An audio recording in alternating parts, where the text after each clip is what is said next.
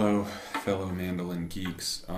Here we have Chris Stanley's number 63. This mandolin was completed in March 1st of 2012. I bought the mandolin about 6 weeks ago from Chris. I was just really turned on by the look of it, and it was felt strongly like it was the correct thing in my never-ending search for the perfect mandolin. So far, I have not been disappointed. This is a very young mandolin. Prior to me getting it, Chris said that it had maybe 2 hours of playing time on it, and pretty much out of the case, it was pretty strong, very responsive, and exactly what I was looking for. Red spruce top, or Adirondack top, and then red maple back and sides. Apparently, somebody had commissioned a mandolin, and there was enough wood left from that commission to build a second one for Chris, and he planned on keeping it for himself. But I was fortunate enough to jump on this when he made it available. And if you can see, I'm not sure if you can see, it's fairly tight grained in the top. Very good flaming on the sides, and the neck are exquisite. And then the back is a one-piece back, nice moderate flame there, not over the top. Has a nice burst with a good amount of yellow to it. Of course, full extension, although the bottom of the extension has been scooped with faux frets. James tailpiece. I just put Waverly tuners on it last night, so this thing was strung up with fresh J74s yesterday, and using a Zoom HD Q3 HD, excuse me, and Blue Chip TRP 50. So far, I'm really impressed. I emailed Chris shortly after getting it, telling him that I felt like I stole the mandolin from him. I've owned many good mandolins, and this is certainly among the very best, and I feel like Chris's work is highly underrated.